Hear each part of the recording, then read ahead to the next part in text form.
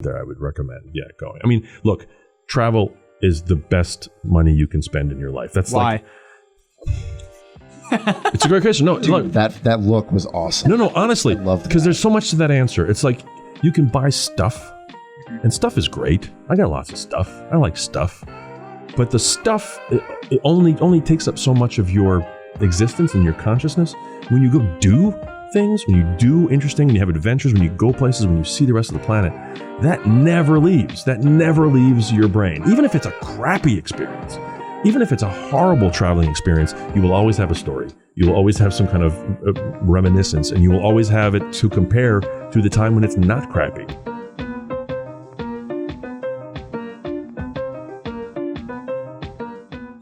What's up, everybody? It's the Poorly Edited Podcast, the show where we put a spotlight on some of the most creative minds we can find as best as a couple of college kids can do.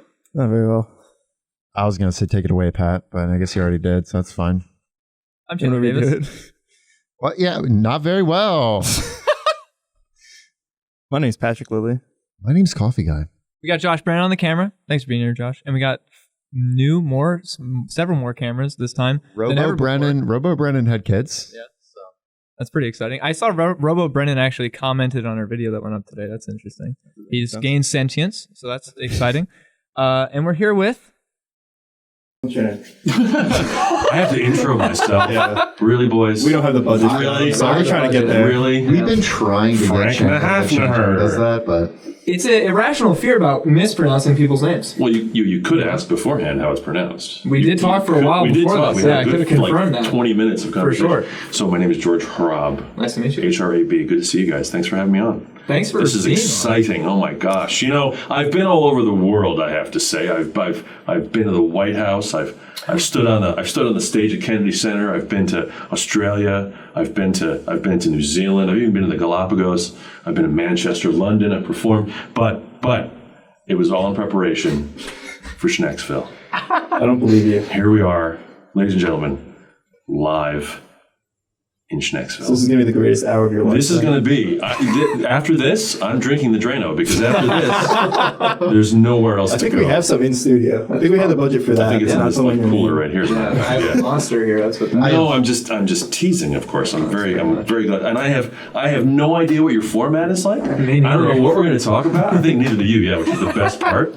And I'm just excited to roll along as if it were a sort of a rogue wave that's going to destroy a city. That's my plan, just to surf it out.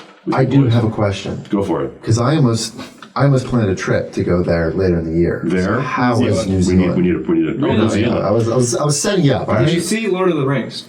I saw Hobbiton. Nice. The Oh, you place- did? They actually have this little thing. That's my dream. I want to go to Hollywood. It's unbelievably That was going to be on the cool. list. Yeah, it's unbelievably cool. Your goal this hour is to Yes. convince me to spend the $1,200, $1,300, $1,400 on a plane ticket to go to New Zealand. No question. It'll be the best money you've ever spent. Nice. No question. First off, you're literally in one of the most beautiful places in the world, where every square inch of where you are is just gorgeous. It's just gorgeous. And then My bank account is crying. oh yeah, no, yeah, you're screwed. You're screwed because you're going to leave in the middle of the show to go cash that check that you have to do. Okay. Not only is every vista that you look at the most lush and beautiful, and it's all those scenes that you see in the movies. It's all those sort of panning as you arrive with your airplane in the airplane as you're heading towards the airport. You know, normally when you're getting towards the airport, it's like the worst part of whatever city you're entering in. Here you are crossing this threshold into this verdant, beautiful paradise, and the plane lands, and you're like, okay. And you're at the airport, and you're already just impressed. You know, you haven't even gone on the tour yet. You haven't gone to the waterfall. You haven't gone to Hobbiton. You haven't gone to see all this stuff that's seeable there. You're not looking at the beaches and then on top of that, it is the friendliest people, like the friendliest, most sort of copacetic people that are not just personally friendly, but are interested in what you do. I did some shows there and stuff, and they were unbelievably supportive and cool. And then you go on your tour. You go on whatever tour you're going to go on, and they're like, "Oh, there's Mount Doom. There's Mount Doom. There it is, right there." Not that looks like Mount Doom, or a simulacrum of Mount Doom, or like the Disney version of Mount Doom. No, it's Mount Doom. There it is, and you're driving towards it. And then you go to Hobbiton. It's like, oh yeah, here's Hobbiton. Here's where they filmed. Here is this tree that is literally an artificial tree. Oh man, yeah, I know what you're talking about. You know what I'm talking about, right? So there's this. So the one on top of Frodo's house is a fake tree because they had to make different seasons while they were filming it. They didn't want to lose the leaves or whatever. But you can't tell that it's a fake tree because it's the most perfect, beautiful tree you've ever seen in the world. And they go, oh, by the way, that's a fake tree. And you have no idea what's real, what's fake. Then you go across the little bridge thing that they have and you go to like their pub and you end up having like all this like bag end booze and stuff and you're drinking and you're hanging out and you're in Hobbiton and your brain is melting. Because you're there. The doors are round, and yeah, sure they only store umbrellas in where Frodo lives, but whatever. It's not the actual house, but you get the facade of it or whatever. It's amazing. It's absolutely amazing. I just recently saw a commercial for taking vacations to New Zealand, and it seems like the impression from the commercial was that the entire country has really cashed in on Lord of the Rings. Being filmed there. It was just a bunch of people dressed as hobbits and elves, and they're like, come to New Zealand, it's where Lord of the Rings is from. Dude, the safety demonstration on the airplane was the entire cast of Lord of the Rings. So like Frodo's telling you to buckle your thing and it's like none shall pass during the cart when the meal cart is it's astounding. Yeah, they've totally cashed in on it, but you know what? They're allowed to. So it's great. And to top it off, the best burger I have ever had. I never would have guessed that. New Zealand. It was like a chain too. It wasn't even like some specialty. There's a place called Burger Fuel, and they had the bastard burger. It was I'm like, all right. I'm looking at the menu. It's like, what are you going to order? Well, I'm going to order the bastard because I'm in New Zealand. Hello, and I've been there twice. So the first time I went there, I hadn't eaten in like 2-3 days. It's one of those deals like you're flying, you're playing, you're doing interviews with strangers you don't know. You know what that's like. Try to imagine. And you get to that point where you have a break and I'm like, I'm going to walk down this little street and I'm going to find a burger or something. And I find a Burger Fuel and I walk in and I have a bastard. And it is the most delicious burger I've ever had. I mean, just absolutely delicious. I'm thinking, okay, this is probably so incredibly delicious because I haven't eaten in 2 days. Right. I could eat a shoe and it would be amazing. 5 years later, I'm lucky enough to go back to New Zealand. I'm like, all right. The empirical scientist in part of my brain, which is not that huge, but there's a little chunk of it, was like, you should go have another Burger Fuel burger to see if it's, was it the conditions that determined the overall joy of that flavor and everything. I went and got another one and it was just as freaking good as that first time. Oh my gosh. So what they do is they put beetroot. So they take beets, like pickled beets, and they put that on there instead of a ketchup. You kind of have this pickled beet thing, and then it's not so much like a bacon that's on it, but like a loin, like this pork. New Zealand loin. Bacon. It's like New Zealand bacon, but it goes left, instead of right. Right, and they're upside down. Swirls left, yeah. And it's actually it just has pictures of Viggo Mortensen on it. Yes, yeah. You got to cash in somehow everywhere. They're not vegan; they're Vigo-in, so it's a whole different thing. Yeah, but I don't think it's cashing in though. That those movies changed that country. They were so happy about that. No question. War that took place. Right, exactly. Yeah. That's right. With the orcs. Right, yeah. So go. Basically, I'm saying go. Okay. Yeah. And then to those of you out there, I would recommend, going. I mean, look, travel is the best money you can spend in your life. That's why. It's a great question. No, Dude, look, that look was awesome. No, honestly, I loved because that. there's so much to that answer. It's like you can buy stuff, and stuff is great. I got lots of stuff. I like stuff. But the stuff it only takes up so much of your existence and your consciousness. When you go do things, when you do interesting, when you have adventures, when you go places, when you see the rest of the planet, that never leaves. That never leaves your brain. Even if it's a crappy experience, even if it's a horrible traveling experience, you will always have a story. You will always have some kind of reminiscence, and you will always have it to compare to the time when it's not crappy. When you go, well, at least it's not like it was in France that time, or whatever that story may be. I can't recommend traveling, and even traveling in the States. There's so much to see in the U.S. that you just pop in your car, a 2, 3, 4, 6 hour drive, and you are in a different country. You really are in a different country, let alone going to New Zealand or Europe or, sub-Saharan Africa or whatever. Those things never leave you. The coolest car that you may buy or the most expensive watch that you may buy will never stay with you as long as the greatest memory of some adventure you had of being in the jungle in Australia and snorkeling on the Great Barrier Reef or walking the streets of London during a rainstorm and just thinking like, I'm in freaking London walking in the rain. This is like, how cool is this? I save your money and travel as much as you possibly can. That's my plan. It was actually like, because there was I'm very stingy. And there was like a solid 4-hour period where I'm like, I'm going to New Zealand. Like, this is happening. And I think it honestly kind of sparked something in me where I realized that's what I want to spend my money on. Yeah. No, it's, and what's nice as you get older, I was just saying this outside, we were just chatting. You don't normally hear this from most of Western culture. I always say that as you get older, things get better. It's like I would never want to be young right now, like again, ever, because I can barely hang on as it is now, and I have a little bit of a bank account, with me in terms of just my sort of comfort, and I almost am comfortable in my skin now, which I just wasn't for a very long time. So as you get older, it gets cooler. However, when you're younger, you have less responsibilities, so you can go do a week or two in the back of a van, or as when school ends. You've got that summer before you sort of have to decide what you're doing.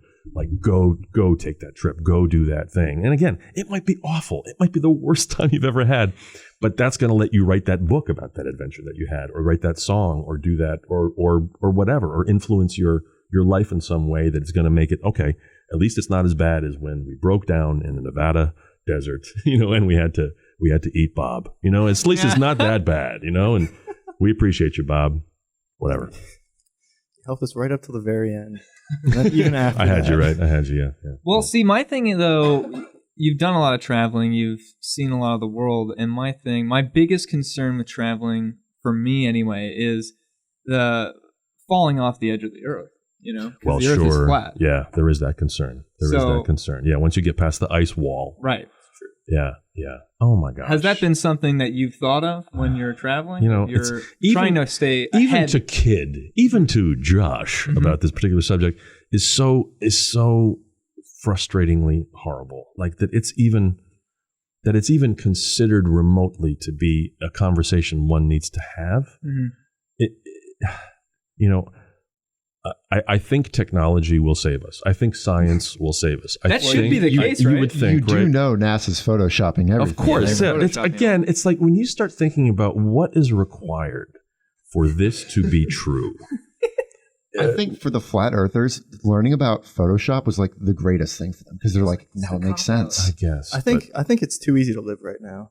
Because then people that is a very good point. They can get a part-time job, they can pay their rent, and they can just spend the rest of their time convincing everyone around themselves that the earth is flat. Well, look at the measles outbreaks that are happening now. Again, to get like slightly serious for 1 second, okay? You go for 2, 3, 4 generations where you don't have children dying from measles, where you don't have to watch your baby literally choke to death because of whooping cough or whatever. And it kind of just fades from the cultural memory. And all of a sudden, no, maybe we shouldn't vaccinate kids or whatever. Because you think, there's been weird reporting. I don't understand the science of it. We're sticking needles in babies. And it's like, no. Yeah, we're so spoiled because we're so safe. We are so... trying to manufacture problems. On some level. And you understand it. You understand it because when you haven't experienced that, when you haven't experienced, your 9-month-old baby, choking to death. When you haven't experienced that puts everything in perspective. Again, like traveling puts stuff in perspective. Yeah, when losing a third of the babies that you give birth to 150, 200 years ago gives perspective on what the real problems are. Once that's gone, it's wonderful that that's gone. It's astounding. It's understandable that you sort of look for, what are the things that we do worry about? What are the concerns? Like, I can only get gluten-free bread, in this one flavor. God damn it. It's like, what are we, I'm so angry, as opposed to like, wow, we can in essence have children that will survive pretty much all the time, even though infant mortality rates are going up too, which is its own astonishing thing too. But yeah, there's a totally this thing of sort of being a little bit too comfortable, a little bit too, it's done too well. The polio vaccine has been too successful. Measles vaccines have been too successful because there isn't this reminder of it. This is a horrible, horrible way to get sick. And it kills people. It seems like the last 300 years or something, it seems like they took as long as everything before that, at least. Like technology advanced so quickly that I think people forget that. It's not FDR. Even, it was like my grandparents were alive. Sure. It's insane. I mean, I have a great aunt who's she's 87. Yeah, and I think what's transpired in her life. I mean, the fact that floors me is we literally went from the Wright brothers at Kitty Hawk to landing on the moon in 60 years. I've talked about this on this show before. 60, that's incredible. Yeah. That's not even like that's like a decent life, but not even a full life. I mean, and then people lived from not having airplanes to having men on the moon to having cell phones to having iPhones. Like that's one person could have experienced all that. And it's like, no wonder we're so confused in this stuff. I mean, no wonder. It's like it's overwhelming in terms of the capacity to reach people and to talk to people and to experience stuff. And now it's just like every week feels like a year now. Yeah. You know, especially with what's going on politically and how there's just every 8 hours it seems like what's the new thing? Yeah. What's the new thing? And I look back and I was like, wait a minute, that happened last Tuesday? I could have sworn that was like 4 weeks ago, 5 weeks ago. That whatever it was, you know, something happens, some report gets released or some incident happens or some tweet storm happens, and you're like, oh yeah, remember that 6 months ago? No, that was 5 days ago. I've just aged 6 months. What? Yeah, we're gonna get a break up, but we'll be right back. No break. No. Damn it, no. Go. Ah! This is George Takei, Sulu Star Trek. Oh, yeah. When I get And we're back to the podcast. I guess George Hrab. How did you get George Takei to I have no idea how long ago they recorded that. It's fantastic. It's fantastic. So how hard do you hit the H in your last name? You know, you don't want to be abusive. Right. But sometimes if it's misbehaving, you got to let it know who's boss. So that sounds familiar. Hrab. Okay. Yeah, Hrab. If you can do Rob is fine too. But if you can do the H, yeah. People just drop a whole letter. People just drop a whole letter. Yeah, better the H than the B because Hrab just sounds weird. I mean, even weirder than Hrab. But yeah, it just sounds like they're like congratulating something. Mm-hmm. Yes, like you did a good job. Like at very something. small cheerleader is just yeah. Rob. My dad was a teacher and Mr. Rob, pretty much they call him that. So, but yeah, Rob, if you can do it. I'm not picky. I never got that. Some people are really specific about getting their name pronounced correctly. Yeah. I don't care. My name's not even hard, and people mess it up. I'm like, all right. What's your last name? Good. Lilly. Lilly. Lilly? Yeah. Is it German? Irish. I think. Irish. That's what I've been told. Okay. Or my entire family's living a lie. Well, yeah. One of the two. Welcome to the club. Yeah. Okay, so who are you? We ran into you at an event at the library. You were emceeing. You just seemed super interesting. Wow. I have written down on this paper that you're a jack of all trades, extraordinaire. Got the jack part. What do you do with your life? What? Okay, so see now, as an interviewer, let me tell you, that's like the worst question you can ask them. Oh, I know. You gotta get specific, ask it. right? We like to get them on edge, really thinking introspectively. We try to make them fear for their life. Yeah, a little they start bit. to sweat, and they're like, "Now my identity crisis." No, it's not a sweat issue. It's just a question of because you're putting the person that you're interviewing in a position where they have to describe themselves, and either they have to be humble about it, or they have to brag about it, or they have to undersell or oversell or whatever. And it's like, so like here's the 10-cent version. So like my day job is playing drums in the Philadelphia Funk Authority. I have a podcast that I've been doing for 12 years called the Geologic Podcast that has no geology in it whatsoever. And in my other spare time, I sometimes MC science conferences. I somehow finagled myself into these to be a guy that can run conferences with some adroit ability, a tiny bit of timekeeping and pronunciation and having the Takei laugh is always good. How do you get into that field of work where you're like, I'm going to MC for conventions and for conferences where people talk. I'm going to go talk and introduce people talking. So here's the thing. Here's much like travel is highly recommended. Saying yes to stuff that makes you really uncomfortable is highly recommended. So because I have my fake record label, which is called Geologic Records, which is like my podcast, Geologic Podcast. Do you do rock music? See, you get it, right? See how that works? That was clever, right? But that was the idea, you know. So it started because I had a band called the Geologic Orchestra, which was like a jazz band that played rock. So, and then it's George's Logic, Geologic. You see how that all sort of like it was clever for 25 seconds 30 years ago. And you just latched on. You've been riding it ever since. Oh, believe me, both hands. Yeah, that's actually exactly bronco. what happened with us too. Yeah, so. Okay, it's an accident. Totally. Well, it's like you can't pick your own nickname, you know, like whatever gets dropped in your lap in terms of a name or whatever. It's like, okay, that's what we're going to go with. So I had my fake record company, Geologic Records, had its own domain because that was, you know, I just had geologicrecords.net or whatever it was. And I was going to be performing songs at a conference in Atlanta called DragonCon, which is one of these sort of it's a media conference. People dress up like Klingons and the whole. It's great. It's 40,000, 50,000 people over a weekend in Atlanta, and I was going to perform my sort of nerdy science-based songs at this particular thing, and someone saw my URL as geologicrecords.net, and they thought, oh, that guy's a geologist, obviously. If he owns geologicrecords.net. Right. And they said, they got in touch. They said, because we see you're going to be in Atlanta. Would you be willing to do a geology lecture in our science track? Because you have the British spy track. We have the Star Trek track, the Star Wars and everything. And there's a science track. And in that science track, which is, a weekend's worth of science lectures, they said, would you want to do a geology lecture? And I'm like, my first reaction, of course, was I'm a drummer, so no. And then I thought about it for a second. And I said, yeah, I would like to do that, actually. I said, no, just so you guys know, I'm not a geologist, but I'm a fan of geology. I'm a fan of science. And if I could take that approach, I'm presenting this as a fan of science. And they gave me the topic. The topic was, how do we know that the Earth is older than 6,000 years?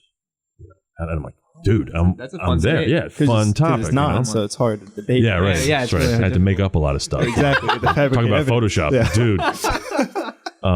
So I thought, let me do this as a non-scientist, but a fan of science. And whatever. So they were like, yeah, great. Sure, going to be here anyway. Fine. If no one shows up, whatever. It's a half hour. Who cares? So I did this talk. I had a lot of fun with it. Dendrochronology, the dating of tree rings. Can you get into that? Yeah, sounds awesome. Lake varves, that the algae that dies every year and lands on the bottom of the lake, and then you can date things that way. And it's you get 100,000 layers of algae varves. Amazing. So I do all this whole talk, and there's a guy there that's in the audience, and he's just like, so you're like a musician too? Like you do songs? I'm like, yeah. My main thing is I do these silly songs, whatever. So I have this conference that it's called The Amazing Meeting. It's out in Las Vegas, and James Randi, who is this sort of debunker of psychics and sort of promoter of critical thinking, he has this conference, and I was like, yeah, I totally know about this conference. It's amazing. He said, well, we had this idea that between speakers, while we're resetting the stage, sometimes we need something. Would you be willing to come do a song or two between speakers? I'm like, yeah, of course. That sounds amazing. He's like, oh, great. So they let me know, oh, well, probably once we do this, I think your first slot will be between Penn and Teller and Christopher Hitchens. So I don't know if you know any of those people. Yeah. But that was my reaction too. Nice. Okay, sure. That sounds great. I could probably handle that. Yeah. Fantastic. Yeah. So I flew out to Vegas and did the whole thing and did well and had a great time. Got subsequently invited the following year to perform, do a sort of more of a featured performance slot. And then the guy that was emceeing and hosting the thing kind of retired, didn't want to do it anymore. And sort of word got out. And I said, look, I kind of do this. I do this with the band that I work with. We do a lot of weddings. So I do announcing and permanent stuff. And I can kind of keep things on track. And they were like, oh, okay, sure. So I did that one. And then the word from that one spread to others. No, here's this guy who's kind of a science nerdy guy who does songs. He's kind of funny and can introduce people and pronounce their name correctly and whatever. And that was it. So it was, it wasn't a plan. It was just this thing of do you want to go do a geology lecture? Yeah, sure. Why not? Okay, sounds great. So it's that power of sort of saying yeah, this is kind of terrifying, but yeah, sure. Why not? Let's give it a shot. Oh, do you want to MC? Yeah, sure. Let's give it a shot. And that's my recommendation. Just say yes. How do you get over that initial fear to even get to the point where you say yes? You sort of have to understand what's possible. And then do a god awful amount of preparation. Yeah, you got to put work in. So that first time I emceed, I did it was like a 10-minute musical for the opening. There had never been an opening number. There was always greetings and stuff. I thought, we're in Vegas. We need to have an opening number. So I wrote this and recorded this thing, and it was a ton of work.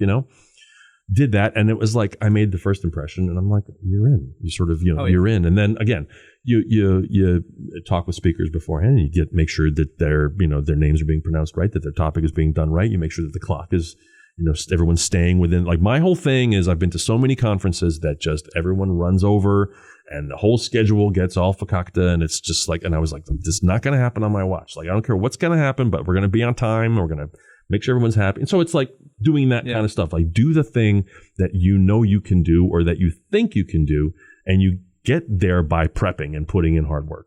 Right. That's fantastic advice, honestly. Yeah. I always say that it's the worst thing you think could possibly happen, it's probably not going to be that bad. Oh, that's like true. The worst case scenario that Absolutely. you're conjuring in your head is no, not. of course, yeah, it's always going to be worse than And the worst like pulled out idea or the worst performed idea is better than the best idea you never do. Right. You know what I mean? That's a really good point. There's this thing about there's a guy called Z Frank. He has a great YouTube. He used to have a YouTube channel. I'm not sure if he still does anymore, but he did this awesome thing about brain crack. This like changed my life. He's old school YouTube. Yeah. Real old school, I think. That's one of the first guys. Yeah. So he did this thing about brain. He called it brain crack, and brain crack is where you have this amazing idea in your head, like I'm going to record a concept album, about dolphins, and this is going to be amazing. It's like, but you know what? I can't start it until I get like a really good microphone. I'm going to get a really good microphone, and then as soon as I get the microphone, I'm going to record this thing. It's going to be all, and you get that really good microphone, and then you're like, you know what? If I had a better snare drum. Because that's it's going to be so good. His point is the crappiest thing that exists, that you used a garbage snare drum and a bad mic and whatever you had at your disposal to record, or the crappiest play that you wrote on, McDonald's receipts, whatever you needed to do to write it on, is better than the most brilliant thing in your mind. And so you make the thing. You record it, you write it, you act it, you sing it, you perform it. You look at it. Is it good? Is it not? What's good about it? What's not good about it? And you make the next thing. And the next thing will be a little bit better and a little bit better. And that's when I started podcasting because of that. I started putting out albums because of that. Where it was like, you don't want to put out stuff that you're not happy with or that's junk, but it's never going to be perfect. And it's never going to be as good as it is in your brain. It just isn't. It's just impossible for it to be, because in your mind, it's perfect. It's perfect. Whatever that thing is, whether it's building a cabinet or taking a college course or whatever, it's just so, and that's that crack that you get addicted to, and you just like sit there and it just fills you with this warm caramel feeling of like, this is going to be so good when eventually everything lines up and I can make this thing happen. It's going to be so good, and you end up never doing it. So the crappiest album, the crappiest play, the worst written poem is better, 100 times better than the most perfect thing that exists only in your mind. And it's so true. And that's kind of that approach too, of like, I'm going to do the best I possibly can as an MC. I'm going to do the best I possibly can talking about, lake varves and geology. I'm not a geologist. I'm going to do the best I possibly. Was it as great as it could have been? No, but I did it. And here we are all this time later, 3 guys and 1 stranger in a room talking about this kind of stuff. It's cool. That's fantastic. Everything was leading to this. Yeah. This commercial break. Crazy. It's true. What? You say so? All right, we're going to commercial. We'll be right back. 100% more exactly symmetrically breaking the 180 rule, but whatever, it's fine. Yeah, it's gonna look. You tell Kubrick to show it up his ass.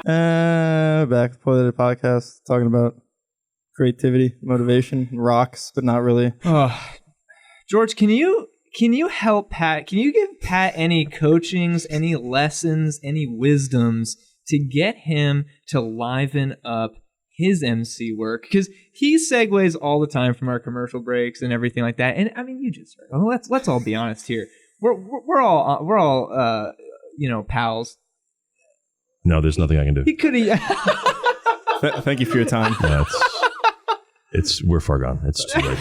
Maybe 10 years ago when he was a wee lad. No, he could have influenced somebody. Right. Everything's been downhill since I was 11. Well, here's the thing. It's like, look, everybody has a personality, and you don't need to necessarily be someone else's personality, because there's radio guys that are like this, that are just fantastic. Hey, welcome back. And that's fine, and that's an approach. And there are some guys that are totally chill. It's just sort of where we're at. You need to be a slightly enhanced version of who you are. So like, I know when I get on stage, Chris Rock talks about this all the time too, the comedian, like he's 18% more Chris Rock, because that's what he has to be to sort of be in that thing. So when you're live, when you're doing whatever you're doing, there has to be just a little bit of an edge, but you don't want to be fake. You don't want to be necessarily sort of something that you're not comfortable being in. If you've got a chill vibe, the chill vibe is cool, but you gotta hit the spot where you can hit it. You got to ramp and do all that stuff that you have to do in terms of technical things, and be I don't want to say low energy, but that's a thing. And there's plenty, especially DJs, mean, there was an entire time, in the 70s that was the cool thing. You just had this quiet storm, that this guy just took his time. It was kind of like, I'm fascinated. I'm always chatty. And I'm always just like, I got to fill time. And I end up being like, a bunch of 15 clams on a beach somewhere, just like slowly dying, I always love the guy that can kind of just take his time, have some space. It's astounding. Again, comedians sometimes that you see that can just, Dave Chappelle's like that. He just takes his time and he trusts that he's going to get to the joke. Mm-hmm. He knows he's going to get to the joke, and he knows that you'll know when he gets to the joke, and not like it's coming. I promise it's coming. That's like my failure all the time. Like, oh, it's gonna be good. Oh, just wait, here it comes. Joke, boom, or song, or whatever, or comment, or reference. But guys that can just take their time, and it's like, okay, you listen to NPR. A lot of those interview people that they take their time because that's their personality, and they're not trying to be disingenuous or be fake or whatever. Yeah. So as long as you're doing the technical stuff right, and that's what you can actually work on, so that like, okay, when we're coming out of commercial, and I know there's going to be this 1.5 second gap, and when I'm depressing the button, there's going to be another quarter second or so, like that technical crap that you can kind of work on just to get used to it. That's what you can work on. But if you're a chill personality, that's your thing. That's totally cool. Really, but it's still hopeless for you. Yeah. So, yeah. Just more generally. So you've been doing your podcast since 2007? Yeah. That's a haul. It's a haul. There's no way we're going to be around for 600 episodes. I don't know if the planet's going to be around for 600 episodes at this point. So yeah, I'm just going to the end of the planet, and then I'll take a week off. That last episode's going to be awesome, though. And then we'll start the moon show or whatever it's going to be. Yeah, whatever that'll be happening then. That's pretty confident that you think you're going to get the ticket to the moon base. Oh, I know people. Dude, I saw the movie 2012. I know where the rocket is. That's right. I just got to get there fast. The mountain in China. Exactly. That's all you have to do to find the thing, yeah. This podcast is sponsored by Relevant, a location-based mobile network personalized by your interests. Customize your news feed to consolidate all the information you care about all in one place to quickly and easily find what's relevant to you. Find out what's going on in your local area and reach your community from the palm of your hand. Relevant is available on iOS and coming soon to Android. Be the first to know with Relevant.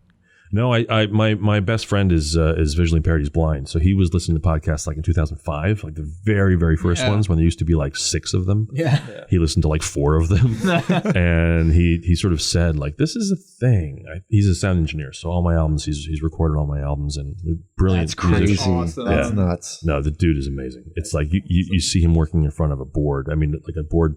You've got a board here in the studio, which is whatever this is, 10 channels, whatever it is. He'll sit in front of a 48 channel board with like a trillion lights, and he knows exactly where his hands got to go. Absolutely amazing. And the best ears like in the business, But yeah, he's got an edge because he's lost one of his senses. Yeah, he's so lucky. It's like Daredevil. Yeah, it's like he's so lucky. Yeah, he just can't see things anymore. My eyes out. Yeah, he lost his vision at 21 from 27. He slowly lost his vision. And it was like he was a graphic designer. Like he was going to school to do graphic design. So he still has like these books of beautiful drawings and stuff. And they're just sitting in a box, But he switched over to audio, and he's brilliant, and he's very successful. And he's actually like a beta tester for Apple and stuff that does, not Apple, but what's the recording? Multi-track recording thing that's done virtually. I can't believe that it's out of my brain. Fruity Loops? GarageBand? I'm just trying not GarageBand, but like the professional version of GarageBand, Logic. which is like not Logic, but Pro the other one. Tools. Pro Tools. Thank you, Pro Tools. Geez. Okay, Yikes! we got there. See, clam on the beach. Just bang. Pro Tools. You should do this actually. Pro Tools. There we go.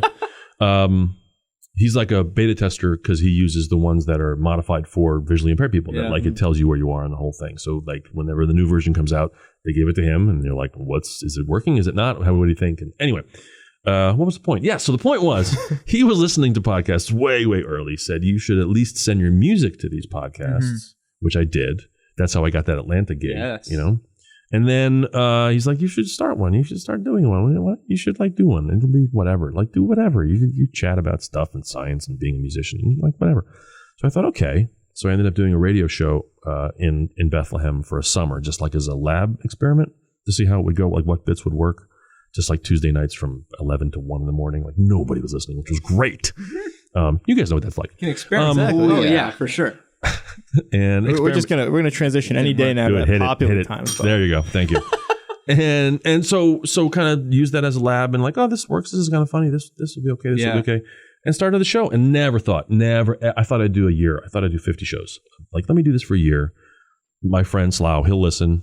Like my dad will listen. Maybe like one or two friends will listen. You just fell in love with it though. And it was this weird thing of like every week I got to sort of like use every part of my creative brain, because from the content to the editing to the writing to voices to songs. I mean, I like demoed my whole sixth record, sort of a song at a time on the thing. I did a whole series that was called Occasional Songs for the Periodic Table. It was one song per element. It's 119 songs. Yeah, total nerdgasm, right? Yeah, 119 songs. But like I would do like 3 a week, 4 a week, and just kind of post them, and then in 6 months I was done. It's this lovely laboratory where you can do stuff and fight your brain crack. Where like I'm going to put it out. It's not going to be great.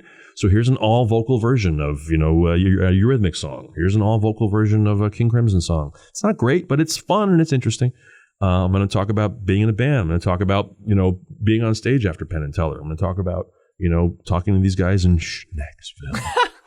And it's 12 years on. And I can't quite understand. And if I don't, I think I've skipped like 3 weeks in 12 years or something, which if I don't do it, it's like not showering. It's like, it feels weird. It feels weird. I just get to that point, which is, what do they say? You have to do something 60 times for it to become a habit. I think there's some number like that. Something like that. It's like 3 weeks or something. It's something. There is this concrete like number. Like if you wanna exercise and get to the point where every day you exercise and you feel bad if you don't, you have to do it 60 times or whatever. Or you want to practice guitar or write or whatever. Write haikus or whatever. So now I'm like so beyond that number where I start getting like itchy if it's like Friday and I haven't done it. Like these last 2 weeks have been crazy. I did a show at the Ice House in Bethlehem with some other podcasting friends. We had this big extravaganza that was a whole day's worth of sort of programming and science nerd stuff, and it was great. You were also LARPing that day. We were LARPing that day, live action role playing, which I had never done before, which was really, really fun. But in not the traditional sense. You were LARPing like you were on a spaceship? Yes, this was not medieval LARPing. This was sort of science fiction LARPing, because everyone was going to be in, I don't know if you're familiar with the Ice House. It's a beautiful venue in Bethlehem, and we knew we had sold out our LARP tickets. We had 50 LARP tickets. We sold them out. We had to design something that would be self-contained and that wasn't going to involve combat, wasn't going to involve whatever. So we came up with this idea of, this is like a pan-generational spaceship. Everyone's waking up out of their cryo sleep and something's wrong. Like the ship is off course and you got to figure out what's going on. I have never wanted to LARP more, dude. I'm not kidding. It was really fun. I mean, Steve and Jay, the guys that do another podcast, The Skeptic's Guide to the Universe, those are like serious podcasting guys. They've been doing it for 13 years. They're like top 10 iTunes science podcasts every week. They're amazing. They've done I think it's like 100 million downloads or something. So it's three brothers and then two other people that are on that show. Two of the brothers, Steve and Jay, they wrote this thing and you had puzzles. So to get to engineering, which was the lobby, you had to solve these puzzles. To get to the bridge, which was the balcony, you had to solve these puzzles. And there was alien languages, and you had to figure out, there was one dead person we had a dummy that was a corpse in the cryo chamber, quote unquote. You had to figure out why he died, what happened, and they solved it 2 hours in. They had 2.5 hours, took 2 hours and 10 minutes. They solved it. They all voted to restart the ship. They reprogrammed the cryo chamber so they wouldn't be killed, and they decided to go to live on Mars. It was awesome. Nice. It was so much fun. And then we had a live podcast, which they did, which theskepticsguide.org. You can listen to it there. And then we had a concert that I did some songs, and then we had this thing called the Extravaganza of Skeptical Extravaganza of Special Significance, which is kind of like a game show, improv show, science nerd demonstration thing. And it was great, and it took up a ton of work to get it all planned and organized. Point being that while I was doing that, I didn't do a show. Yeah. And I just started to get that that Jones of just man, I just need the podcast already. So which I did, and it was fine. And same with those guys too. They're the same way. They've done one a week for 13 years. Again, showing it's a very unromantic notion of success usually comes with just diligence. Yeah. You do the thing and then you do it some more. Was it Robert Fripp says, first persist, then keep going. And it's so true. It's very unromantic, but it's like, people write me all the time. How can I get my podcast to? Like, just do it every week. Or whatever your thing is. The same thing happened to me last week. Okay. Same exact thing. I was like, you just got to do it. Yeah. Whatever your schedule is, once a month, once a day, once a week, whatever it is, make a schedule and then stick to it. And like, all of a sudden, 10 years later, you're successful. Yeah. Orange Nextville. Either way. I mean, it's whatever, it's not mutually exclusive. It's all good. We're like a year and a half in, and it's just been all downhill since day one. So. Why did you guys start? Why did you guys start or decide to start doing it? We just wanted to. It was like actually as impulsive, seriously, as my friend and I, who unfortunately he is no longer with us. Don't do this. He's alive. No, I'm just kidding. He quit the show. It's fine. No, but he's in this box here. It was as impulsive as us hanging out the one day, and he was like, "Let's just record a podcast," because we were talking a lot about YouTube and meta stuff. Okay. About YouTube and how and all that. And then we just sat down at my computer desk in my bedroom, and we just had one mic, and we just talked for an hour. And then after that, it was just all this crazy snowball that I had no track of, and it was just so fast, and then we're here. You know what I mean? Like, it's crazy. Yeah. And that's how it works. Yeah. Yeah. But it's awesome. You look at anybody that's monumentally successful at what they do, and they never started it, whatever their endeavor is, by thinking like, I'm gonna be Bill Gates. It's like it never. It's always, this is a cool way to spend a summer. Or giants in their field. It's always like, this is interesting. I mean, maybe there might be some business people. Motivation. That's the thing. What motivated them to do that? Completely. Yeah. And you're just focused and you're doing that thing, and whatever success. Like the success will find you. If you set up a field where you can be found. I have a thing because you're very music. So we were talking about music before this and everything. And on that note, I kind of have a theory about the underdog when it comes to music, and you can apply it to many other fields as well. But I feel like there's so many cases where, to me, I ask myself, am I being jaded, or are the earliest albums from a lot of these artists that I listen to their best work? And I feel like some of that comes from that idea that their motivation at the time then was coming from a place that was a lot more hungry and dedicated. Sure. And loving to the craft than now, where they're just trying to cash in. Sure. Well, there's the cliche of you have your whole life to make your first album, and you have 6 months to make your second. Yeah. And that's a lot of pressure, especially if that first thing that you've popped out is interesting. That's my biggest sort of problem with. I mean, not that record companies exist anymore, really, but even sort of the ones that do, there's very little support to develop an artist. Because to me, the most interesting artists are the ones that didn't come out of the gate on fire. They're the ones that sort of had an album or two or three or four even to kind of develop and figure out, what are we? How are we?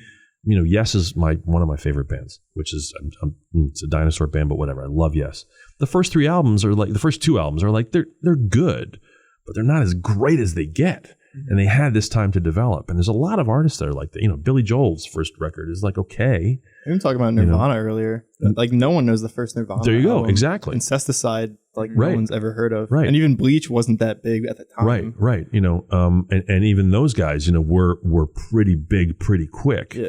That's why we were talking about, if Kurt had lived, what that would be like. We were just talking about that the other day too. Yeah, we had this discussion before the show, and it's like, I think he would have really kept developing and done different things. I think that band would have either morphed into something very different, or he would have gone out on his own. I think I've heard like interviews where it was kind of on the way out anyway. It might have been. Yeah. It might have been. I don't know, but there's always the temptation to sort of let things lie for a bit and come back to it, or work together in certain groupings, or. But I was just saying, I mean, I could have seen his trajectory being like Radiohead, which just sort of being more experimental and kind of going. I don't know if it would sound like Radiohead, but in terms of going from a guitar-based rock band, grunge band, into whatever the heck Radiohead is now, which is astounding.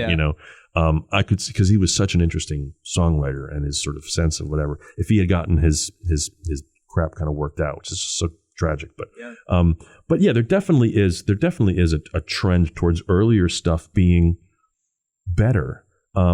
There's very few. I mean, what do they say? Like architects do their best work like in their fifth and sixth decade. Like there's very few. Mathematicians also, like mathematicians, like you need 10, 20, 30, 40 years to really, you don't have that kind of. The thing about music is that sometimes the environment sets something up where someone takes advantage of sounds and circumstances. And so you have a scene like Seattle, or you have a scene like New York, in the 80s or late 70s, where non-musicians can kind of tap into something and then bring their artistic sensibilities to it. I mean, some of my favorite bands weren't trained musicians. Talking Heads, they're all design students. Pink Floyd were design students. They weren't musicians, quote unquote. They ended up being incredibly crafted, but they're bringing some different aspect to what they do. But I love an artist that can still sort of stay interesting as they get beyond their first 3 or 4 records. And it's hard. It's really hard. To have a single record that's interesting is really difficult. I mean, honestly. Part of what you were saying, the question you asked initially, is like a band will come in and like change a genre, and then people just look at them to keep doing that, which is like almost impossible. And they'll probably be like, I want to do this now, which is a little different. Yeah. And it's still new and interesting. It's just the first new and interesting thing they did happened to revolutionize stuff. And this one is not the same, but they're still being them. They're just not making the music that you think they should or whatever. Right. That's why I always dug like AC/DC. That like you listen to the first AC/DC record and the current AC/DC record, and it's like the same thing. But they're unapologetic about it. Metallica too, on a certain level, is sort of like they kind of wavered away for a little bit, but kind of came back. And you listen to their sort of that last self-wired to what's it called? Wired to self-destruct, self-wired to destruct, whatever it's called. Something like that. Great, double record of just like this monster Metallica riffs. It's the same with Black Sabbath. Black Sabbath, very interesting, right? Yeah, similar thing. Okay. This is what we are. Yeah. This is what we are, and this is what we do. And I think there's nothing wrong with that. No. Judas Priest's last record. I'm dating myself with all these metal bands, but it's like you can listen to it and go, oh, okay, it's not necessarily a retread, but it's like this is what we do, and to be comfortable kind of in your skin. The same way that if you're going to be a chill announcer, like, okay, you own it and you're a chill announcer, or we're AC/DC. This is what we do. And sort of the market now is sort of set up that it can support that. But then I love an artist, again, like Radiohead, that you listen to the first record and the current record, and it's like 5 different bands. The Beatles, again, that's the gold standard where on a single album, it sounds like 5 different bands are playing. White Album is like, what is this? Like, what? This is a band? How is this not a collection of, And I love that, that to be able to sort of put Frank Zappa was, my big influence. And Frank could do anything and do it really well in terms of genres and styles, and kept just messing with his audience. And he knew they would appreciate the weirdness of it and the differentness of it, if that's even a word. So that, King Crimson now, who's another one of my favorite bands. I mean, they're sort of celebrating 50 years.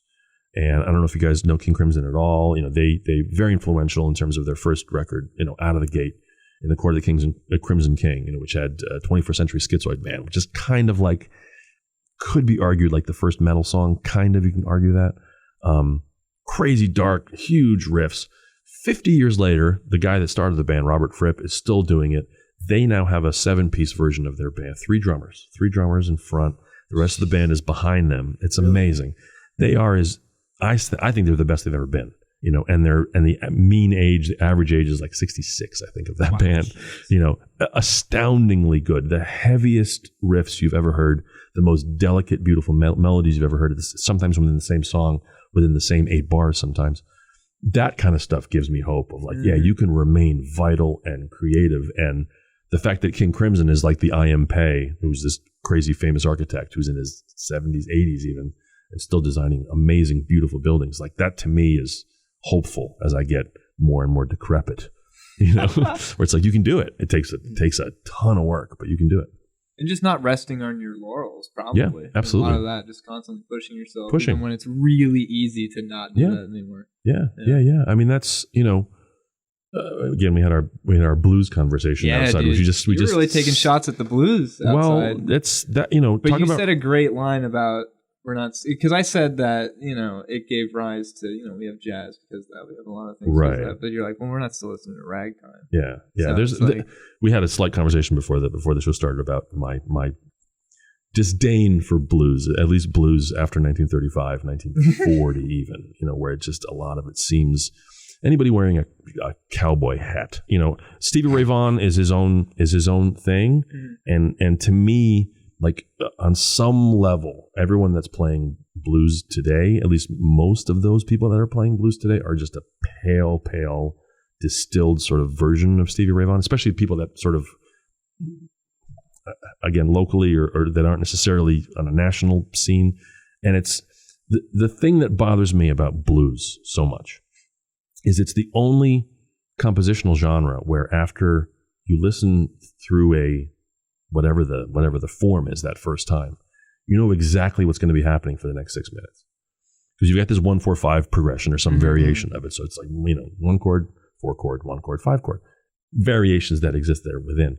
And for the most part, for the vast majority of the blues performances or the artists that are doing this stuff, now you know that the song is going to be, these are the constraints of the song. There's not going to be a bridge. There's not going to be a key change. There's not going to be a B section. There's not going to be what, and it's like, okay, so that already puts this constraint upon that form that is very limiting to me. And then when you get into this idea of sort of pentatonic blues scale and how that, for the most part, there are artists that are outside of this, I understand, but for the vast majority, when you go to a blues festival, you're going to sit and you're going to hear pentatonic blues riffs in a 1-4-5 setting for a weekend. and it's like, I want to rip my eyes out. And if you want to do that, it's great. Like, go, I don't care. Like, go to town. But that it gets equated with, jazz blues festival. It's like,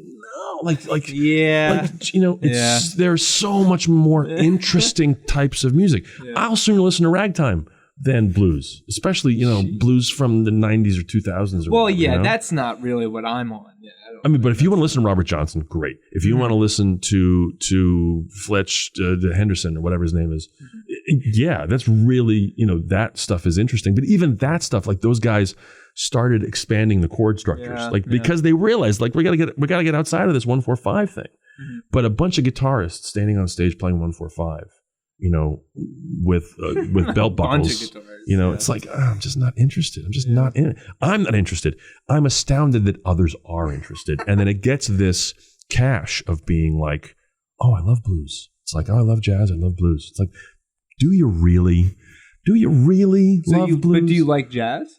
Absolutely. Yeah, absolutely. Because again, there are some examples of jazz that are just as egregiously boring as blues can be. There are musicians that have played the same 25 jazz heads since I've lived in the Lehigh Valley for 30 years. And I go and I see them and I'm like, really? Green Dolphin Street again? Like, really?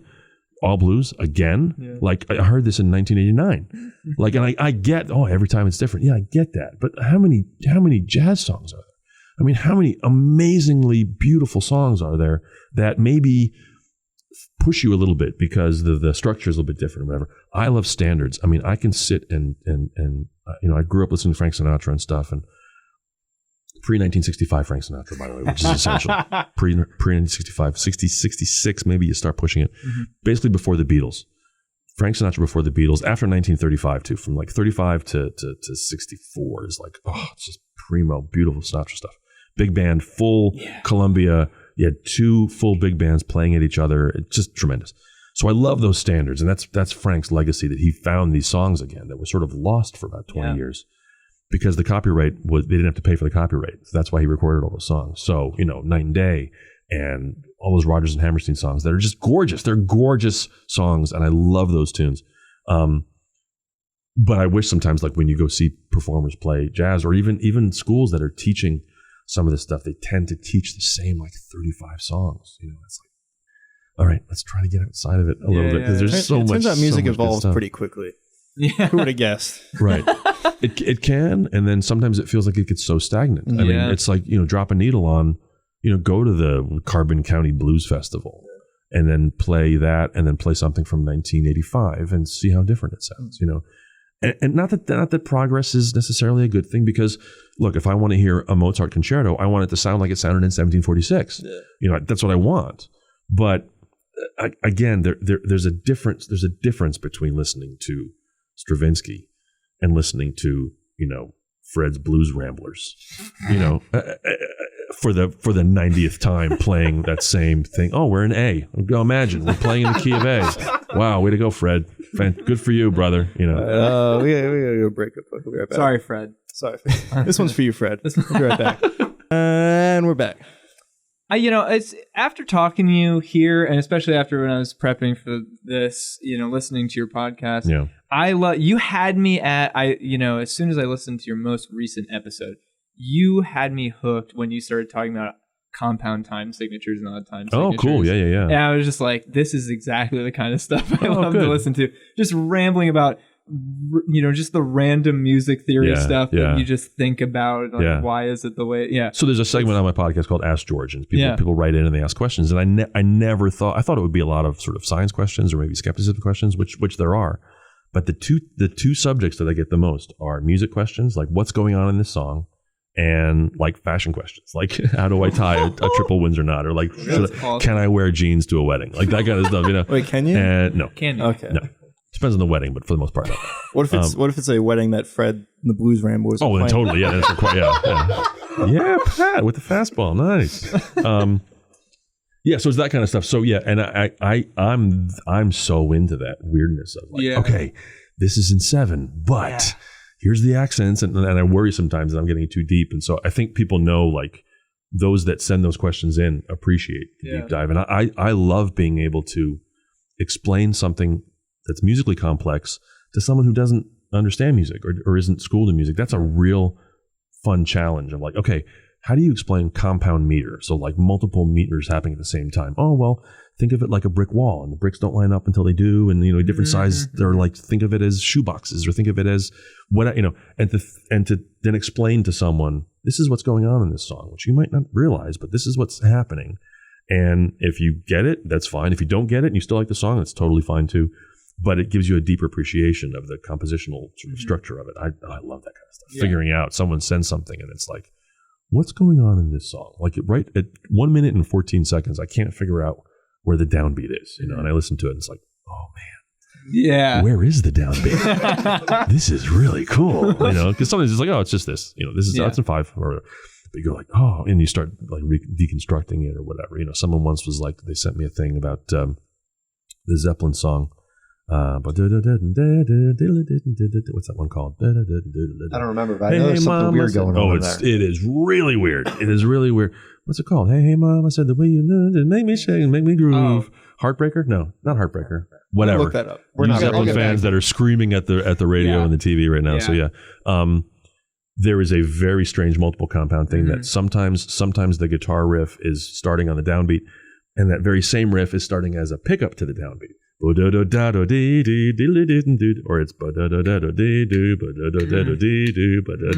you're like, what is going on? So I start pulling that thing apart, and it makes sense mathematically until you realize what it is. And they're a little bit sloppy too, which is nice too. Jimmy Page is a little bit sloppy when he's playing it, which is fun. No, it's great. I love that. I love that. It's like when you find these little like beautiful glitches or little Persian flaws, they call them. Like there's this idea that when you make a rug, the old rug makers in the Middle East, they would have one thread that was not right. It would be either too short or the color would be a little bit off, and that was called a Persian flaw. So that made this perfection idea. Mm-hmm. You didn't have a perfect rug, so you had to make the next one. So you built in a tiny flaw into your thing because then, like, I don't know if it's a religious thing of like, it's not perfect, so you have to make another one. But it's that same idea that you were allowed, back when recording was just tape or whatever it was, you had these beautiful glitches, just like these like little tiny mistakes or big mistakes. That's what you get when you write something like that, Jimmy, all right? So, seriously, yeah. I've watched a lot of Bill Hader interviews lately. So I have a show, Barry. It's on HBO. Oh, it's great. Amazing, right? It's so good. Amazing. But he was talking about how he had like the biggest like stage fright for SNL the entire time he did it. And he was on for like years. Yeah. So like when he'd do a skit, he'd like intentionally mess up the first line. So like if he was playing a game show host, which he did a lot, instead of just being like, hey, everybody's like, how's it going, everybody? And then like he's like, from here on out, I've already messed up. So yeah. It's brilliant. Yeah. It's brilliant. So yeah. And to know like what you said about it's not the end of the world. It's not going to be as bad. Yeah. You just picture people are going to throw tomatoes at you immediately. And they never do, on the spot. But that's genius. So that's kind of smart of like, okay, now we can move on. Like the mistake has been made. Now it's like getting over anxieties and like intentionally doing it. Yeah. There's again, my buddy Slough, he has his own podcast. He hasn't done it in a while, but at one point he deconstructed Stevie Wonder's song Superstition. He had access to the multi-tracks and stuff, and it was crazy. Sessions with Slough, it's called, which is just really wonderful. SLAU is his name. And there's this squeak in the bass drum pedal. And like once you hear that, you don't not hear it, and it's awesome. It is part of that juice that just makes that cocktail so delicious, And like today, a recording engineer would never allow that today. Yeah. Would never allow a squeaky bass drum like that to fit in. But it is in Superstition, which is the funkiest song of all time. Brilliant. He has Queen multi-tracks too, where they're doing Bohemian Rhapsody, and you can hear Brian May step on his pedal. And this like huge noise comes in. It's like this sort of like a FM cycle noise, like 120 hertz buzz that you don't hear when the track is playing, but it's totally there, which adds to this ambiance. You hear Freddie playing the piano part. He's not mic'd, but he's singing anyway, and you hear him through the mic and the piano. And when you solo that track, and he sounds like Freddie, which is just insane. It's kind of one of those things, like from an audio engineering perspective, you think about reverb. You put reverb on almost everything, but you don't necessarily hear it in the song. It's just part of what makes it cohesive. Totally. And that glue and that stuff, that's something that I think, for as wonderful as GarageBand is, for as wonderful as the digital medium is, that you can cut and paste, and you can do things, and you can literally record albums with people you never meet. Because you each do your thing in your own studio, in your own place. I on my last album, I had a cellist that played in London. I sent him the track. 45 minutes later, he sent me back his track, and we were like, that was it. Like, that would have been impossible. It's amazing. And it's the price of that, however, is you lose some of that interesting kind of, squeaky bass drum pedal, or that glue that adds to it. So when I'm recording stuff, I try to be cognizant of that and be like, let's leave it in. It's okay. Or that laugh, or the throat clearing, that you're off mic and you get that, and then you start singing and like, oh wait, I remember there's a Beatles track where like you totally hear John clear his throat. I just love that, So you try to leave those in, because it can be a little extra sort of bonus to give multiple listenings or whatever. I've heard a lot of people argue music today is too pretty, it's too perfect, it's too, on some level, you get so quantized. There's an appeal to that. I mean, Steely Dan is one of the most sort of perfect studio bands of all time, and they were instrumental in sort of bringing drum machines into it. That's very because they wanted that perfect rhythm, but yet there was still a soul there, on some level. So it's a balance. There's an appeal to having a perfectly performed. I think Frank Zappa, the later part of the last parts of his life, was basically just writing for a computer, the synclavier. And that music is fascinating. But I would much rather listen to his band from 1974 that was sticky and gooey and sweaty and funky, and you get that sort of thing. And it's a balance. It's trying to find what is the price of perfection and what is the cost of perfection. Wow. I got goosebumps from what you're saying about being able to hear the individual tracks from like Superstition. It's all online. You can find all the stuff online. Just do never would have thought to attempt all to do the that. Beatles stuff is you can. I mean, it's like illegal kind of thing. I don't recommend that people download stuff that's not available. But for educational purposes, as long as you're not like repackaging it and selling it, to listen to the individual Beatles tracks is so educational. Listen to Superstition. Get the Bohemian Rhapsody individual tracks and just listen to each. It's like, I think it's 14 tracks, whatever it is. How they're sharing tracks. So this is like bells up until 2 minutes in, and then it's Brian's guitar solo, and then it's the gong at the end, all in a single track, because they couldn't afford to sort of split it amongst other tracks. A lot of Yes stuff is that you can find. Just Google, whatever individual tracks or solo tracks. All the Motown stuff. That's amazing. You listen to those 4-track recordings of Motown artists where the band, is literally in one track, and it's this amazing band. The Funk Brothers are just laying down these 2.5-minute songs that are just incredible. And you go, oh, that's okay. 3 guitars. How do those 3 guitars work together? Oh, that's amazing. Very educational. Really, really. Kind of gives me goosebumps to think about being able to hear that, and you kind of might feel like you were kind of there. Completely. You can remix them. Yeah. You put them, like with my buddy Slough, he took those Superstition tracks, he put it into Pro Tools, and he would mix it on the fly, and you get to appreciate sort of the artistry, and that ultimately it comes down to how talented the writing and musicians are.